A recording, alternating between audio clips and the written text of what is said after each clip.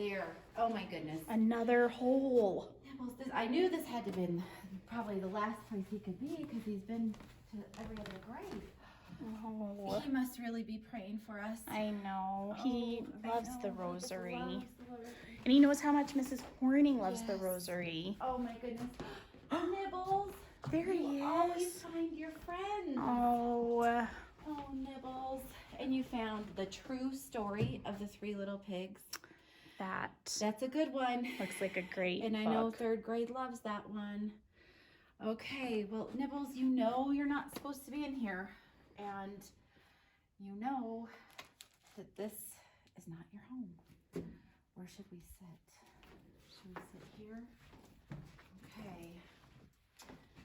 Oh, Nibbles, look at all your friends that have joined you. I know we miss everybody. Okay, and I'm so glad you found the rosaries because that's a very important part of our daily routine right now, isn't it, Nibbles? Okay, we're going to read this book and then we're going to go back to the library and you have to stay there. Okay, the true story of the three little pigs. Okay. Let's see.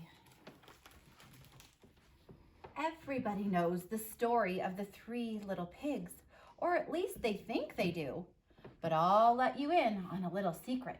Nobody knows the real story because nobody has ever heard my side of the story. We know how that can be. I'm the wolf, Alexander T. Wolf. You can call me Al.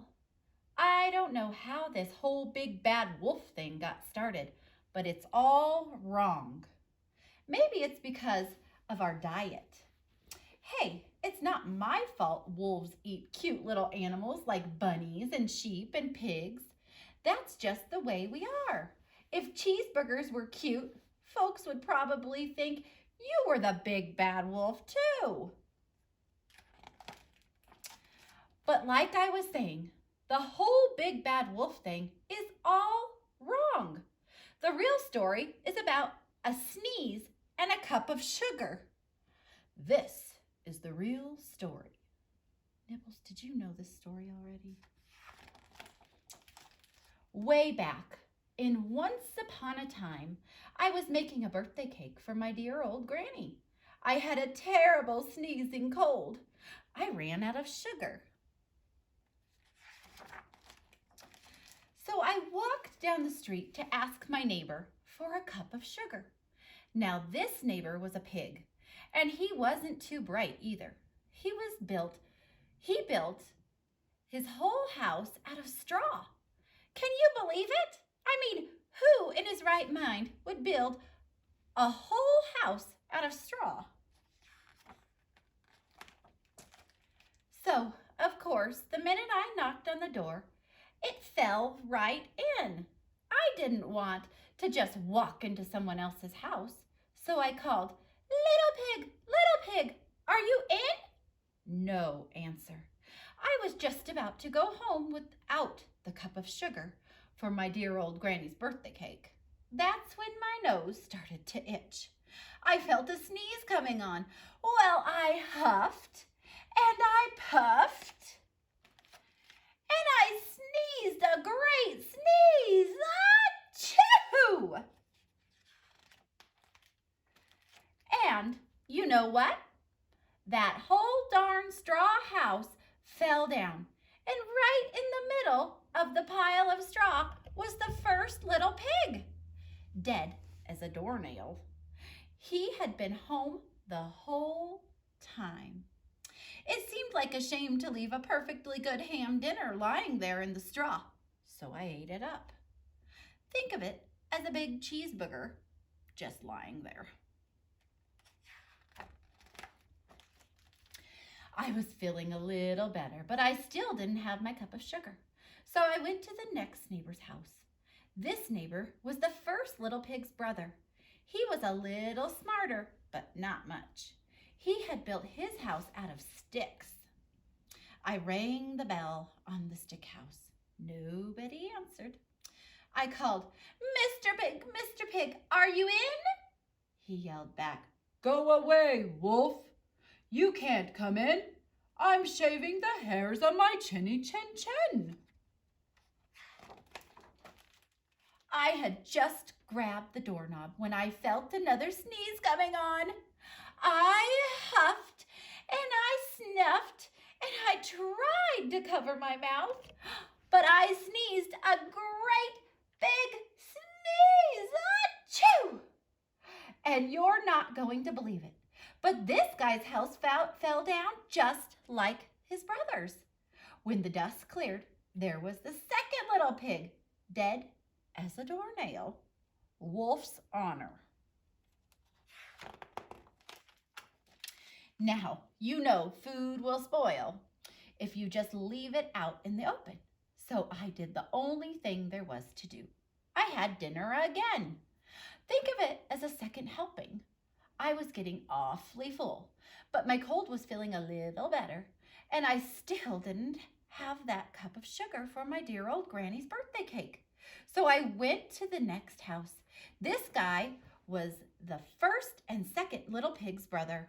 He must have been the brains of the family. He had built his house of bricks. I knocked on the brick house. No answer. I called, Mr. Pig, are you in? And do you know what that rude little porker answered? Oh, get out of here, wolf! Don't bother me again. Talk about impolite. He probably had a whole sack full of sugar, and he wouldn't give me even one little cup for my dear sweet old granny's birthday cake. What a pig!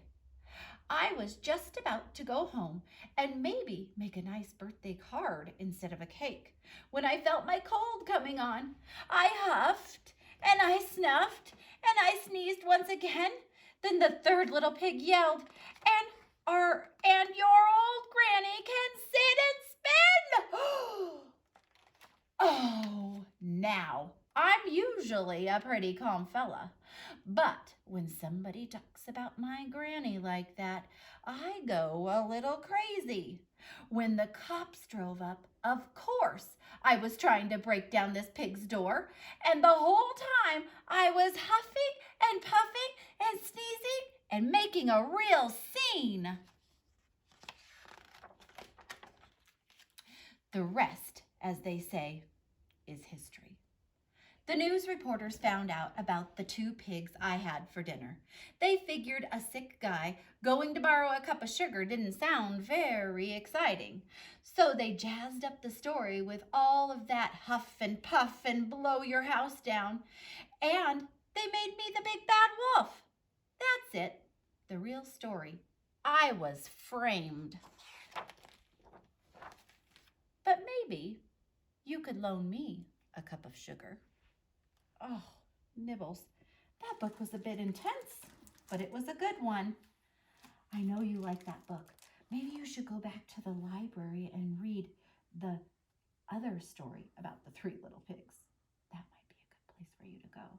Should we head that direction? Tell all of your friends goodbye. I know you miss every single one of them. I do too. We'll be back soon, Nibbles.